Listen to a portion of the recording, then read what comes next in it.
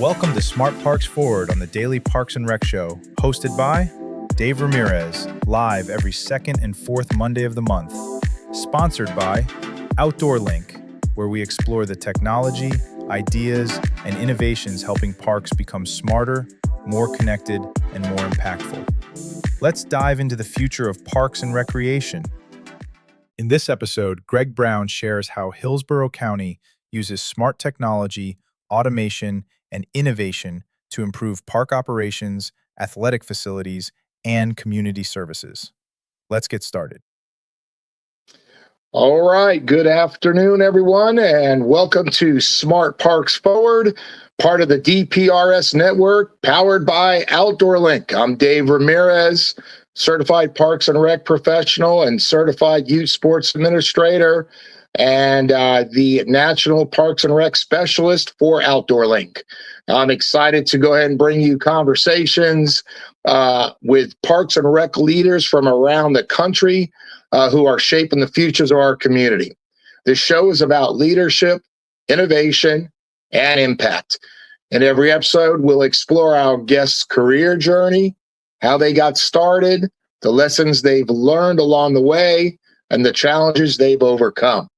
We'll dive into how they're using smart technology to improve operations, increase efficiency, enhance safety, and better serve their communities.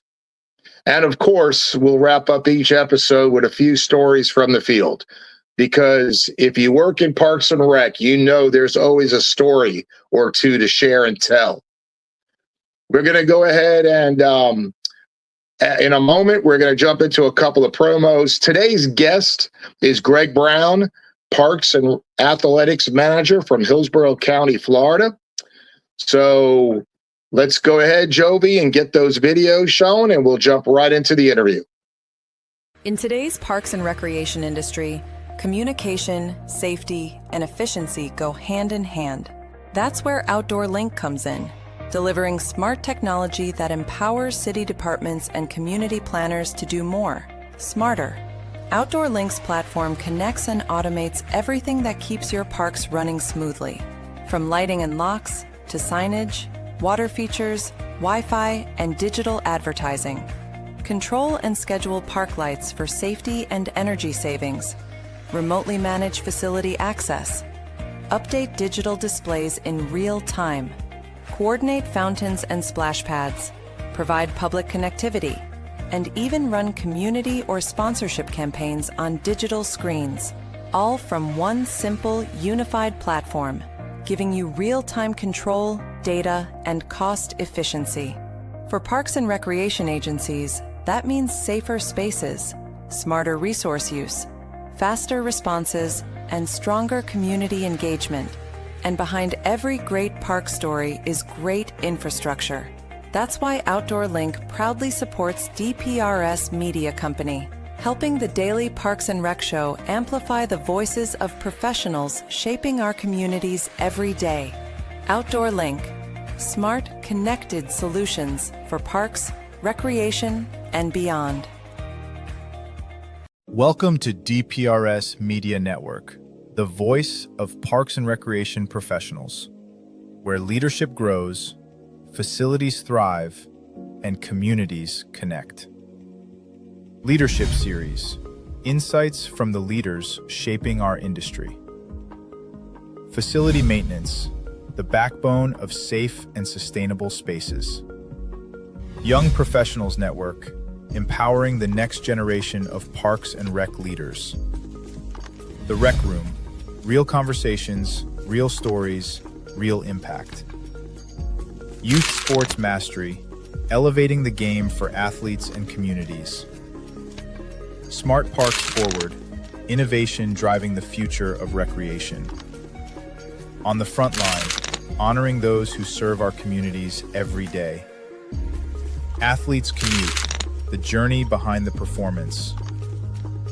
The Aquatics Life, everything aquatics, safety, staffing, sustainability.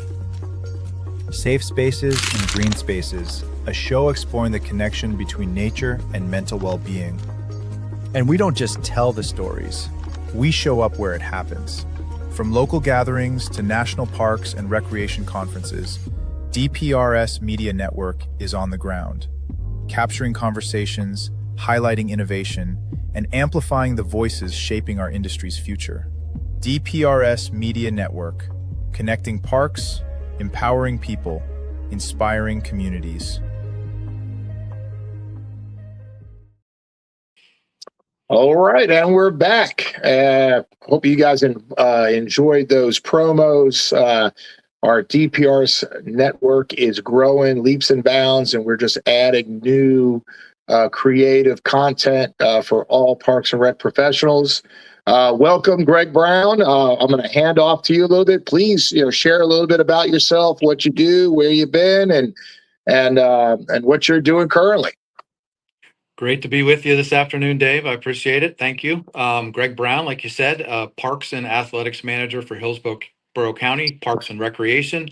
Basically, I'm over the park system maintenance, all the care and contracting for the entire 180 park system, and over the athletic use of those parks, 291 fields, largest sports field system in the state by far. And my pleasure to be with you today. Well, appreciate that. And as many may know, that was my old stomping grounds before retirement. So, Greg, you and I worked for many years together. It was a great part of my career. And I know there's a lot happening in Hillsborough County. Go ahead and share a little bit about the department as a whole. I know Hillsborough County is one of the largest in the state of Florida. And if you could just share a little more details. I know we got your field count and stuff, but let us know what's going on over there. No problem. And I'll go into my career in a second, but Hillsborough County, very large park system, 1,200 square mile county, 1.5 million people in the county. It is the home of Tampa, city of Tampa, Plant City, and Temple Terrace, and the rest of the county is over the county only. We have 182 parks, 111 playgrounds, 53 recreation centers, 291 fields. We have 55 partner organizations on those fields at this point. And then we've got about 35 to 40 partners in some of our recreation sites as well too. 10 splash pads, 12 dog parks, on and on and on. Lots to do. A lot of that has come here lately, and we've invested heavily. About 150 people move to Hillsborough County every day, and we're lucky enough to get our park impact fee increased, and we have a lot of capital projects that are being built every single day, bringing new amenities to those new people in the county. And I'll stop there. Yeah, well, living in Hillsborough County, I've seen the growth and was part of it back in the day, and it's just exciting to see all the new amenities and whatnot that's being added to our communities. So, yes, tell us a little bit about yourself and when you started in the career and all what you've done. Absolutely. Okay. I basically feel like I've had 3 careers or 3 lives at this point. I was on my way to medical school when I decided to get married to my beautiful wife and buy a business. The business was a landscaping business, and I built it up quite large to the point where it became a lot to handle for myself, and I decided to sell that. Second career, went to City of Largo and spent 20 years there improving their park systems, so the entire urban canopy, and all the streets and irrigation parks and inside that city. And then currently I've been here at Hillsborough County for 7.5 years. Was lucky enough to get in right at a great point when our director, Rick Valdez, took over just before I got here. And he was able to bring a lot of clout, budget, staff, and all of that to us. And we've built all of the fields, pushed them up over the years as well too. Personally, I'm certified in 4 different aspects. I'm a board certified master arborist, Florida certified landscape designer, certified playground safety inspector, and as well, like Dave, certified park and recreation professional. So that's a lot to keep up with. It keeps me busy, but I try and sort of put my best foot forward where staff gets training as well too. It's very important to me. Grown up in Clearwater, Florida, live and grew up in Clearwater as well. In the house that I'm at now, left, built a few other houses, and my parents were ready to downsize. And my son, who's now at the University of Texas, doing a PhD program in math, got to grow up in that house as well too. And it's just been a great pleasure to serve the residents of both Pinellas and Hillsborough County. Thank you. Now, I was going to bring up the arborist title. I know, well, before I left, there was a pretty cool study that happened over in Hillsborough County with the tree canopy and whatnot. I think we partnered up with a university, and I wanted to throw that out there, see if you could share a little bit of information about that. Absolutely. We're going to talk about technology a little bit later, and that was one of the ways I think that we were able to bring the technology for the department way forward. So when I got here, met with some of the extension agents, and the county had a lot of tree fund money at that point, still does because of all the development. And we were able to leverage that tree fund to get an urban forest master plan done for the park system. And the University of Florida did that for us. Took about a year, and they were nice enough to categorize and GPS and GIS all of our amenities in the park system, so we know where every pickleball court, every tennis court, every field is, every polygon for a building or a parking lot or whatever, all taken care of by them, which is fantastic. So that forms the foundation of our GIS. But the urban forest master plan allowed us to basically quantify and qualify the amount of trees we had in the park system only, not the whole county. That would take probably 10 years to do. So we knew what we were up against as far as the maintenance of that goes, and that's definitely one of our bigger parts of our budget. Still do not have enough to take care of all the urban forestry in the park system. And Milton, when we'll talk about that a little later, did trim out some of the weaker trees that we had, and we still cleaning up for that at this point. So I know. The hurricanes of 2024 did put a little havoc here in Hillsborough County, but I know a lot of areas are still recovering and still cleaning up and rebuilding during that. But definitely, it was a great program. And like I said, you had mentioned the technology part. When we get into the technology part, I know that Hillsborough County has several things that they do to stay up on things using smart technology. So we'll jump into that shortly. So your career is extensive. You've been in a couple of good departments. Largo is a great city here in the Pinellas County area. Let me ask you, I love to throw in information about our professional organizations in the states. Florida Recreation and Park Association, I believe you're pretty involved with FRPA. You have anything to share about FRPA and your career? absolutely. I've been a vice president in FRPA before, heavily involved with that on the board, and also probably once every few years, I present one or two, presented up to five when other hurricanes removed other speakers, and I covered their presentations at FRPA. I present at the national level, but if you can get involved in your state or national association, you're going to better yourself and better your community for sure, and learn a lot in the interim and network with other individuals. They're both FRPA and NRPA are great places to get involved into. Yeah, well, I know when it comes to the professional associations, I was very active, still active, just on the other side right now. I give the FRPA a lot of credit to help me get to where I was, not only about the information that is being shared with you, but the networking part. It's at the meeting of the people and asking the questions. That was vital. You know what I'm saying? I think every young professional nowadays needs to attend, if not the main conference, one of the smaller meetings and events, to go ahead and get involved and just learn and ask questions, because it's just a great way to learn. For sure, for sure. So I appreciate the information, a lot there. I think we're going to go ahead and just pop off for a couple of minutes. Got a couple of videos to share, and then we're going to talk about technology in Hillsborough County. So Jovi, if you could go ahead and take over with those vids, we'll be back in a few moments. Not every job happens behind a desk.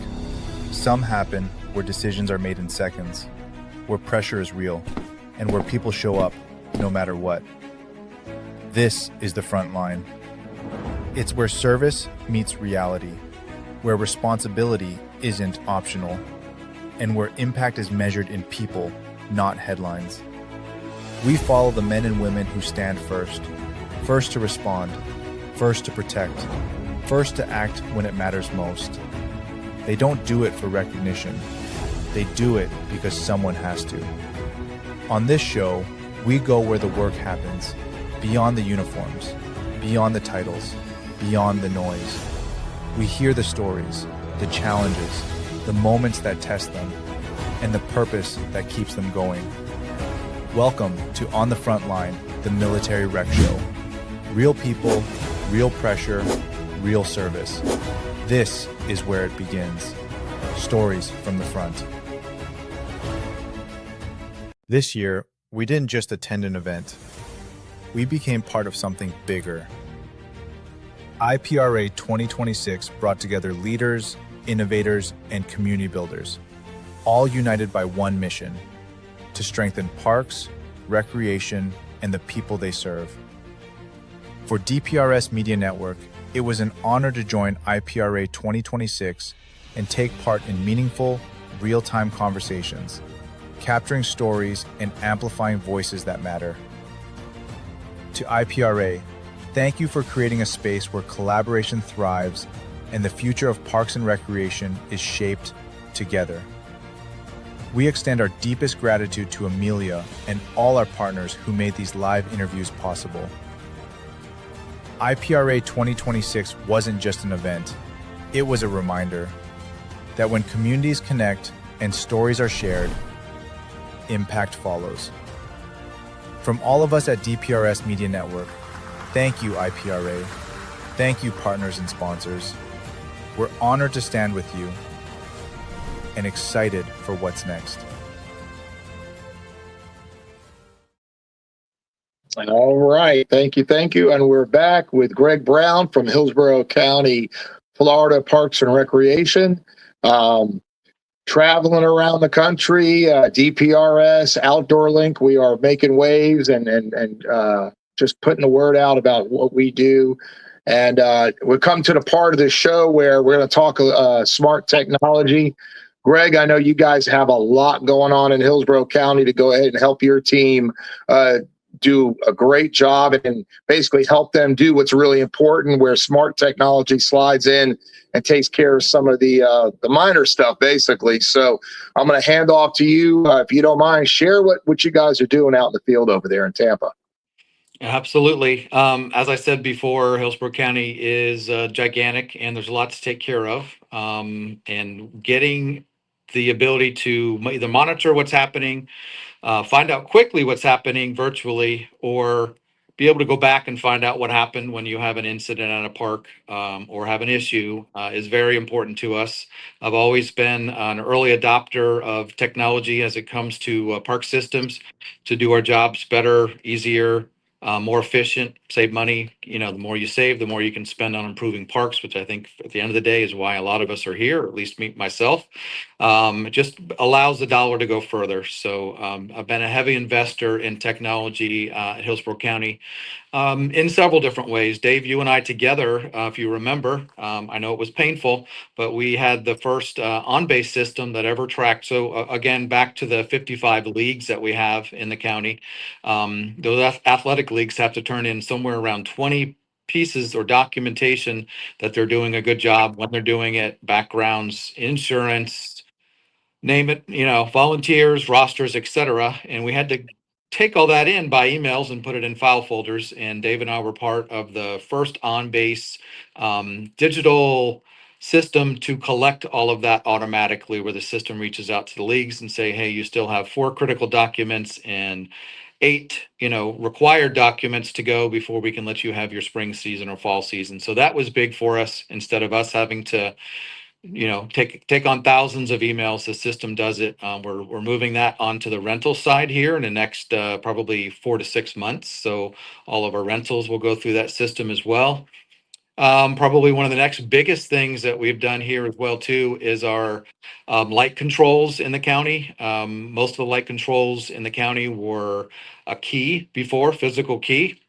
And that key was copied ad nauseum. And if you wanted to turn your lights on, you just found somebody, saw somebody, and would turn it on. And if you wanted to turn it off, you probably didn't worry about it and went home. And then we would get the complaint calls. So early on, there were a couple technologies we looked at. Outdoor Link rose to the top, and it was critical with our systems at this point. So we have, I believe, somewhere in the realm of 70 of them.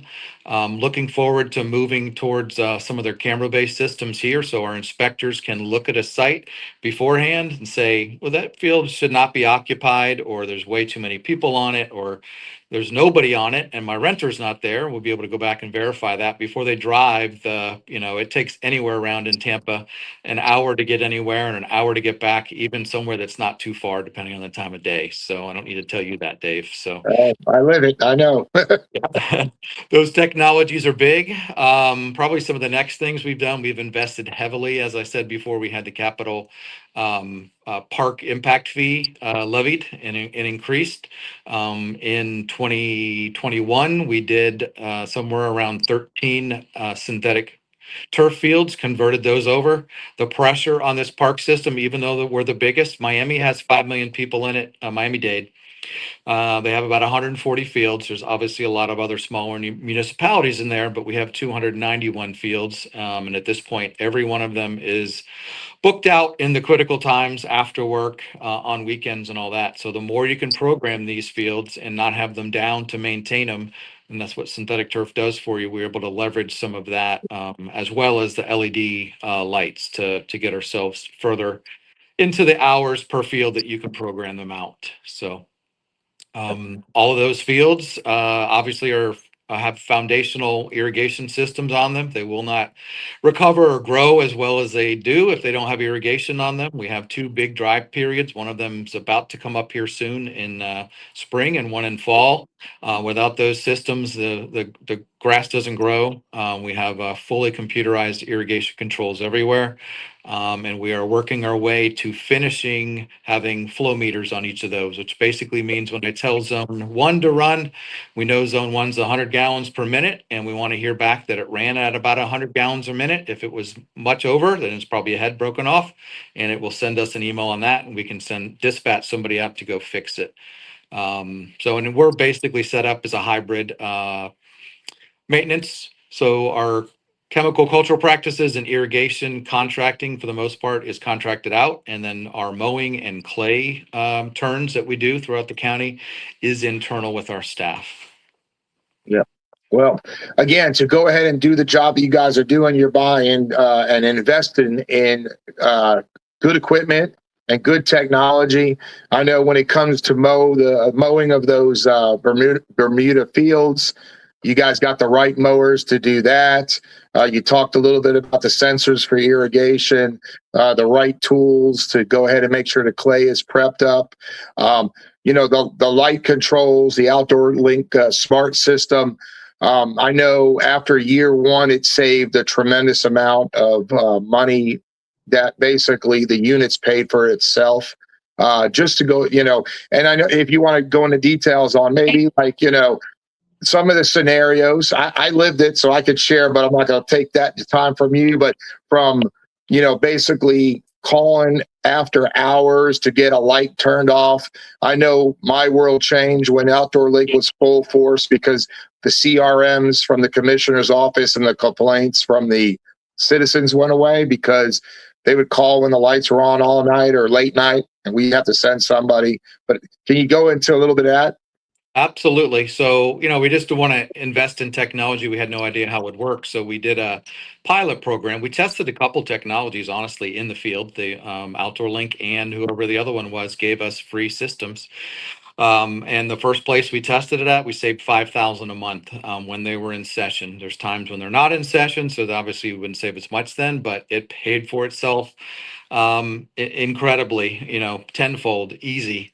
Also gives you a record of when they use it, because we do not allow scheduling by our partners. We always require them to push a virtual manual button, which is a weird way to say it, but when you show up at the park that night and you want to play, or you're sitting on your couch and your assistant coach says, "Hey, we're here," you can push the button, the lights come on, because in Florida it rains a lot, people's schedules change. And then lastly, there's a curfew at the end of the night at 11 o'clock. Doesn't matter what you did or don't do with turning the lights on or off. They will go off and you won't be able to turn them back on. And we don't get those calls to the public. So the return on investment was ridiculous, to say the least, on that one site. And it pays us dividends long term. We set schedules for renters because we're in charge of the fields and they're renting. We don't want them to turn them on for their friends in between, their rentals, and you would not know what was happening out there. So we schedule them for them at that point. But the system also allows you to go back if you have a partner and say, "Hey, you're not using your fields on Wednesday night. At least you're not turning your lights on after dark. We'd like to rent it." And that gives us the ability to go in and say, "Hey, there's available space. We're going to rent on top of you and put somebody else in the site when you're not around." So instead of them saying, "No, Monday through Sunday, there's really no time to have any space on the fields," and that would be like their first take for you. So. Yeah, and again, the scheduling and reporting part of what you get with those controls is pretty critical. It definitely helps you out. One thing about Hillsborough County, you guys are maintaining the grass and clay on sports fields. That's all you guys. So, if you want, share a little bit about the league partnership with the county. Because there wasn't many of us working in athletics. So, we couldn't run those leagues and have someone on site all the time. So can you talk a little bit about the partnership? Absolutely. So there were only two people in athletics when I got here, and we now have over 20, and we still couldn't run a small league or two. It takes a lot of people to run a good program, baseball, football, soccer, cricket. We have all of those in the county, lacrosse. So we have field use agreement holders, is what those are. It's a BOCC, Board of County Commissioner agreement, and it's free to the 501c3. So it's basically affiliated Pony, Cal Ripken, Pop Warner football. It's one of the soccer organizations that's state affiliated, and they get to sign up. They have a board, they have a president. That president signs the agreement, and they get to use it for free. They have to give us a lot of documents, like we talked about earlier with our on-base system, and those documents sort of control them. They have a charter, they have a board, and they have open elections that they have to hold, and they're using it for free on the site, and we maintain the lighting, the facility, the grass, the irrigation system. Their responsibility is really only inside to pick up after themselves, which is huge. Help us a little bit with stocking and cleaning the restrooms, although we have a pretty good contract now for cleaning. And then the inside of the concession stand, beyond the hood, is 100% theirs. Whatever they want to cook, clean, and all of that inside there that's their domain to fix and repair. So It's an amazing thing that Hillsborough County does for their communities. There are many communities around the area. To go ahead and give a volunteer youth sports organization the controls of a field and not really be responsible for a lot of the maintenance. There are responsibilities and there's requirements that have to be met. But to go ahead and do that with no cost is pretty amazing, and it just shows what Hillsborough County wants to do to benefit their residents, the children in their area. I think it's amazing because as I go around the country and speak to folks, there's always a cost recovery or cost to do everything, and because of the magnitude and the numbers involved of our sites and of the participants, the county can't do it, so we put a lot of pressure and responsibility on the volunteers. We give them a lot, and we expect a lot back to make not only their league look good, but the county look good. So I think it's an amazing thing that they do. You talked a little bit about the controls, about the press button stuff. One thing with the smart controllers for the lights, there are ways you could have unlimited users, but you could set those parameters. And I know that's what you guys do there. You got somebody, either it's park staff or really someone that's very involved that has administrative controls that could do everything. And then basically the platform goes down to a simple on-off switch on your phone. And I know that's what pretty much the volunteers have, which helps, you know what I'm saying? Because you don't want to have something scheduled if it's not being used. So turn it on when you need it, turn it off when you're done. Yeah, and the beauty of that, just like our Bluetooth locks that hang on the baseball fields, is, let's say you're a renter, and our renters went from 16,000 a year about 7.5 years ago up to over 700,000 now. So we have hundreds of people a night on our fields renting. And if your rental ends tomorrow, we're able to turn you off in the system, and you don't have access anymore. Your lights don't come on, and you don't open that Bluetooth lock the next time you come to the site. So that's the beauty of it. There's no handing out keys.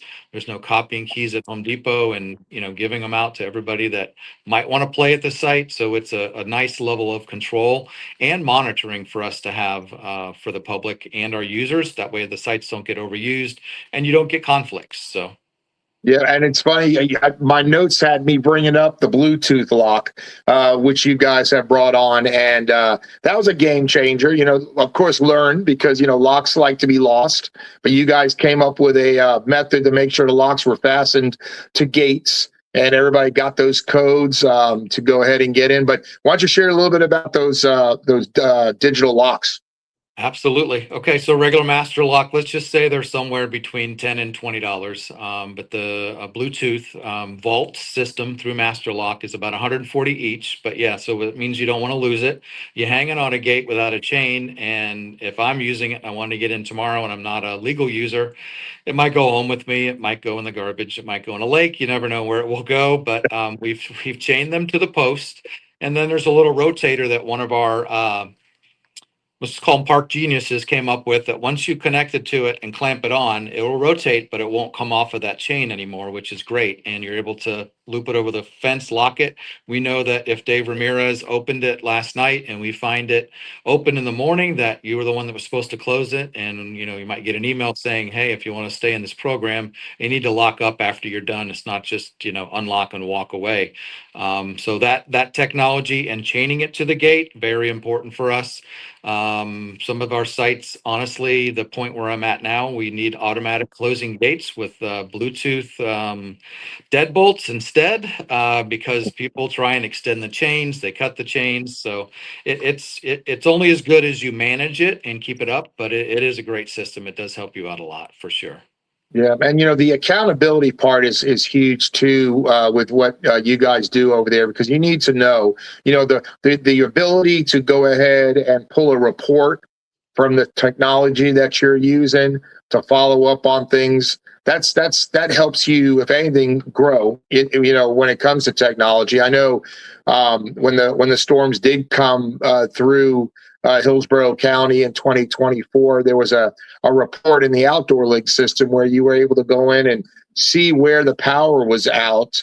The summary maintenance log, it's one of the reports that are built into the system where once you were able to get on, you could see where the power was out at a sports complex and sort of throw your staff out to those locations first. A little more critical when you're dealing with irrigation wells and freezers and refrigerators and concession stands and whatnot.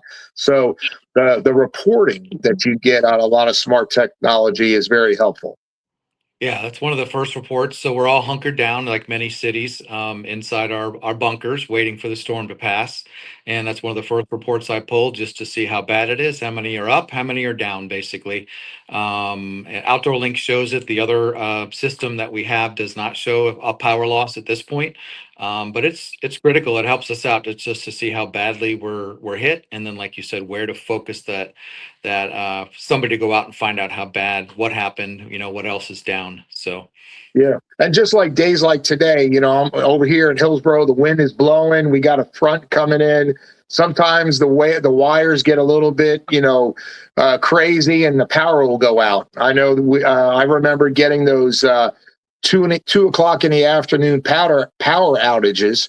And I would always wait a little bit before dispersing the guys out to check it out, because a lot of times a wind might have just knocked something loose or shook it up. And we would get that report back like an hour later saying that the power was restored. Again, efficiency, it's saving time, because the team in Hillsborough has a lot of important things that they have to handle, and to go ahead and alleviate an unnecessary trip across the county to check power when you could go ahead and just monitor it on a report. That saves a lot of time. Yeah. That's why we're looking forward to the cameras that are coming out in Outdoor Link, because not only can we see the power came back on, but when we push the button and then push the button to take a picture with the Outdoor Link camera, we'll be able to see that the lights are actually burning on the site, depending on where the camera is focused at, but and who's on the field. So we can't wait for that. We've tested one site, it's worked out great, and we're excited to use it for that purpose, but also the inspectors that we have, which is part of the group of 20 people that are now in athletics that basically look for compliance, but also go out to some of the rental sites and make sure they're being used correctly too. So. Yeah, one thing about Outdoor Link is we're just trying to evolve and grow as a company, and our products. And this camera feature is a game changer, and I think it's going to be very helpful in Hillsborough County. And I'm sure there's going to be people wanting to check it out. We're going to disperse a few other test units out around the country and see what they think, and because everybody's got different situations, what I'm saying. So we're excited about that. So. Again, you guys definitely are up there. You guys have been nominated for awards and have done so much in Hillsborough County, and that continues. The team has grown. I do remember those times going on base or whatnot, and it was a hell of a time to get it up and running. But when it was said and done, you could go ahead and see the benefits. It took all that groundwork to get it there, but the benefits showed, and that's what you guys got happening there. I'm trying to think of anything else. I know, we talked about the padlocks out there, the registration part, without on base. It's you guys, like I said, you're very well rounded. Is there anything new outside what you already got that you guys are looking at to check out and try? Yeah, I'll hit the tip of the spear. I'll go back one second though. We talked about the University of Florida and our amenity study that they did for us out of the kindness of their heart, all the hard parts of the park that they categorized. We leveraged that into a public facing search box that if you like pickleball or you like basketball or you want cricket, you can put your zip code in, and the sport or the I want just peace and quiet, you can put that in there too, and find a space within whatever mile range around your zip code that our amenities are there at this point. Every 4 to 5 years, we update it. And you can get your slice of park life that way easily by searching our system. Even the sports fields too. If you want to rent something, put in baseball and everything, because nobody wants to drive through the traffic here in whatever mile away you want to do from your house and be able to rent one of those. Some of the higher tech and newer tech stuff that we're looking at now would be some of our soil sensors. It's not just a flow meter, which we talked about with the irrigation that tells how much water goes out in the irrigation, but this is the three main foundational things for soil on when and how the grass is going to grow, basically. Salinity, which is a fertilizer for the most part, salt, temperature and moisture. And we're using Soil Scout at this point, which is a 20-year lithium charged battery sensor in the ground. It repeats itself to a 2G military system that comes up to the cloud for you every 55 minutes, and it tells you how saturated your field is. If it's really saturated, an email, we're testing this still. We'll still go out to our partner and say, hey, your field might be too wet, walk it before you play. Any damage is going to be on you, please be careful. At the same time, the temperature, next thing, when we're waking our grass up in the county, and we're using our what I would call a natural tech, which is a combination. It's called Command. We're using a part activated sewage sludge, and our green waste from the county is composted into like a black cow, and we're putting that on the fields. It's very small. It falls down into the actual surface on the ground, and it wakes up our fields. It's going out everywhere right now, but that assists in the microbes and increasing the organic in the fields at this point. So that Soil Scout, back to that, reports out and allows us to see like that our irrigation worked. It is as wet. The soil is as wet as it should be. And the temps are high enough now that some of the very expensive processes that we put out there, it's time to actually put those out in the field and move them forward. Then probably the last thing that I'm real excited about at this point are some of the wet bulb stuff we did last year, keeping kids safe while they're on the fields. Yes, synthetic is amazing. It does get a little bit hotter. In any of our competitions, no matter what sport, we're required to capture their wet bulb requirements. And we definitely correlated last year when some of the kids fell out. We had nobody go to the hospital, but when people fell out, we reported that. And they all were at a certain measurement on that wet bulb, and our athletic staff is doing amazing stuff with that. And then as far as technology, lastly, we're working on it right now, possibly procuring a sports streaming system. Grandma, grandpa, during COVID, we all remember that we had to keep people out of our parks. It was probably the least fun job you ever did. And I remember you had to come out and kick people off of parks. You put all these improvements in there, and we're now not letting people out there, but sort of turned our head towards the sports streaming. So it gives the leagues the ability to review tape and use that to better their kids. Adds a level of security because it's filming 24 hours a day if you have that in your contract. And then last but obviously not least, lets you monetize some of the grandma, grandpa family that may not be able to make it out to the field because they're working, to be able to either see the game later, the entire game, with some of the sports calling and everything else in there. So we're really excited to be working on a contract with that now, and we'll see how that goes.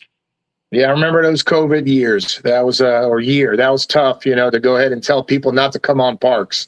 But yeah, to go ahead and be able to stream and let somebody that may not be able to get to a game to be able to watch their child, grandchild, whomever, be able to participate, whatnot. What a great feature and what a great opportunity for folks to stay involved in Parks and Rec.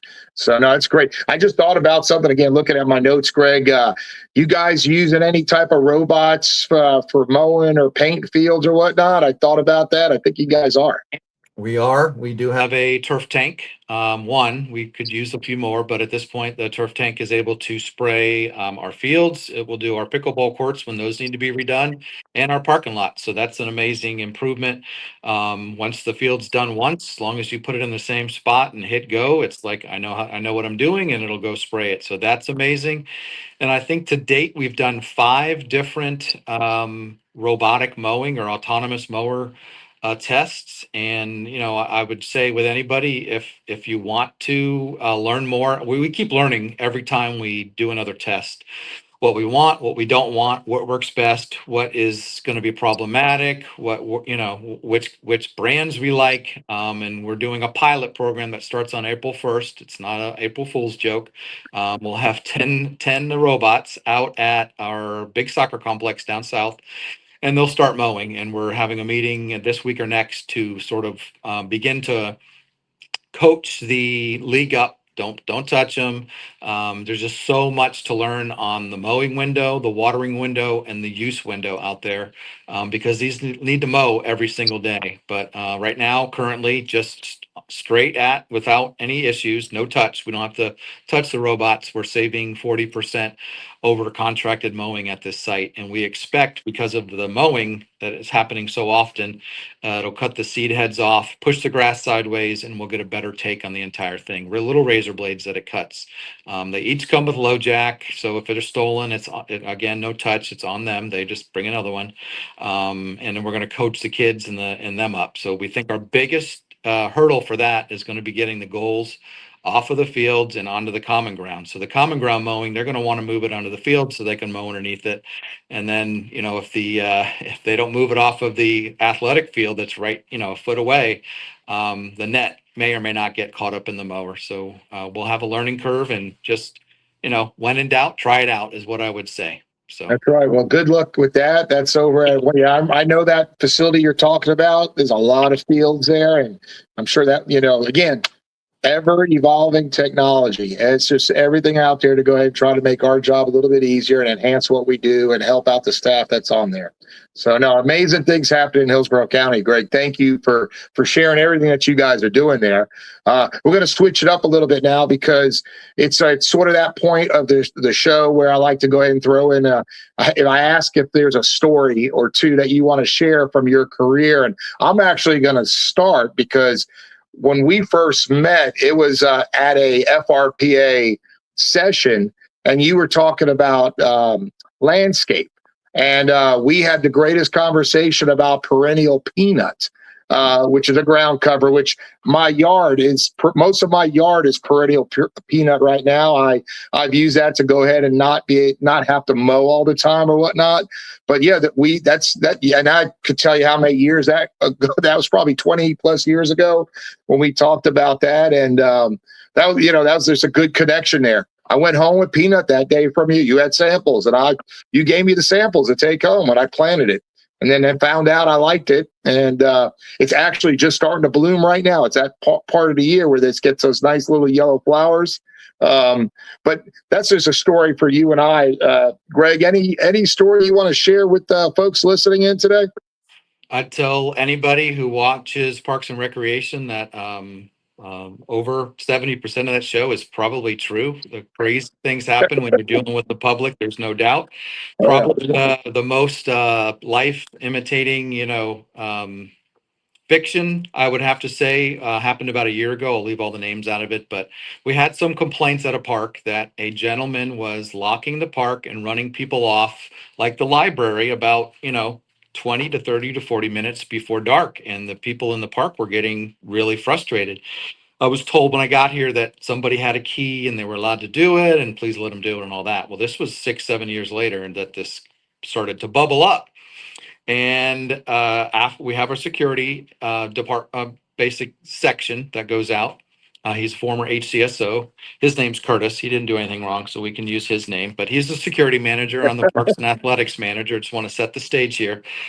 And began asking some of the residents what's happening. They gave me some information. We went out and looked. I checked around. Who is this? Who is that? We turned it over to security. Can you help us out? Here's what's happening. Somebody's locking the gate, saying, get your car out, being sort of nasty and running off and acting like they're the grand poobah out there. And we're like, this is not the way it should work. They should sort of lock up when they're done, politely ask if they want to leave. And we don't have very many of these people in the park system. It was very odd.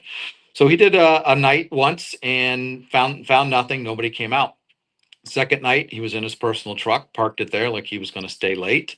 And a gentleman came out of the dark and said, you need to move your truck. You need to get it out of here. The park's closing. And he's like, oh, it's not even, dark yet. And he's like, you don't leave, I'm going to call the sheriff on you. And that's it. And he walked away. 10 minutes later, he came back. He's like, we'll see what happens with this guy. 10 minutes later, came back. And the guy's like, look, I'm the parks manager and the security manager, and you need to leave this park. And the security manager himself in the truck is like, no, that would be me. And who are you? And what's happening? And the guy ran off into the darkness. So they found out where he was. They had let the sheriff know that night we were going to do this sort of op at the park. And they found him in his house, pulled him out and said, what's going on here? And unfortunately, the gentleman got charged with impersonating a county official, stealing locks. He was chopping things off of there and putting his own locks on the park. And this is the best part. It's like a movie. At the end, when they put him in cuffs and put him in the car, everybody came out of their house and applauded, like 15 houses each way. Incredible. Wow. Yeah. So. Oh my, I understand people take pride in their parks and their community parks, but he definitely overstepped his boundaries there. Wow. And honestly, Greg, that story, I remember stories like that too in my career there at different parks, and oh my gosh. And even like the boat ramps and all the, everything that's out there. It seems like you get a couple of folks that just, love their park, and they think they're helping, but they're really not, you know what I'm saying? Because they're just, and this guy just definitely, yeah, he was impersonating a county official, which was wrong. But my gosh, I didn't even know that was an ordinance. So not that anybody wants to be us, because we have to deal with a lot of stuff. Anyhow, yeah, hey, we want folks to enjoy our parks. So I'm glad people spoke up and complained about it to you guys, because otherwise you would have never known. They might have thought it was legit. And, that's the part of parks. We listen to our constituents, we listen to our residents. And, that situation, again, Hillsborough County is so large, there is not a staff person at every site. So, they spoke up, they let you guys know, you were able to investigate and take care of the problem. So it's definitely a good look. You guys should have had a video on that one with the applause at the end. That would have been great. It was. It was all over a blind dog too, Dave. The dog could not use the dog park like it needed to. It needed to use it when there was no other dogs around, and that's really what pushed it up. So I don't know if we got time for more stories, but it was always the most favorite part of my son's life. I'd come home and either tell a story about some of the workers we had, or the a friend of mine. He loved hearing stories about him, or what happened in the park system that day. He just would ask almost every night. So I think every Parks and Rec professional that's got 25 plus years can probably author a book with all the stories and the things that they had to deal with during their career. Like I said, 32 years for me. I've been told I need to write a book. You know what I'm saying? Especially where I started my career in such a unique area of Gibsonton, Florida, and the history behind that town and whatnot, and everything that myself and we dealt with in the athletic side. Yeah, we could definitely write a book, and they could maybe even make a movie at what we write. It's that much. It's that much. You made the reference to the television show too, and it's funny because when I was in the field doing the job, I didn't watch the show. I only started watching it after I retired, and exactly what you said. Yeah, I dealt with that, or I did that, or it's just amazing. It puts a laugh to it. But hey. Parks and Rec people, man, they care about what they do and what they provide for their families and communities. So, we could laugh at the show, but some of the good stuff that comes out of it is really meaningful. yes, absolutely. So, but honestly, Greg, we're getting to that point of time where we could wrap up. Man, thank you for coming on today and sharing. Hopefully, Greg, you're coming back on. Again, like I had mentioned earlier, it was a little bit windy, so we might have lost Greg there. But if we did, Greg, thank you for coming on today and sharing what Hillsborough County is doing when it comes to smart technology and some of the stories that you shared. Again, I'm sure there are people out there listening that have experienced something similar to the story that you shared. So again, thank you for coming on. Pretty much at the end of the day, this profession, Parks and Rec, is about people, passion, and purpose. Parks and Recreation professionals are essential to public safety, to community wellness, to quality of life everywhere they serve. Smart technology is great, but it'll never replace a Parks and Rec leader. It'll allow them to focus on more important things that's needed in their counties, cities, villages, districts, and municipalities. It'll improve operations, it'll increase efficiency, enhance safety, and definitely better serve their communities. So with that being said, thank you for tuning in and following the DPRS network.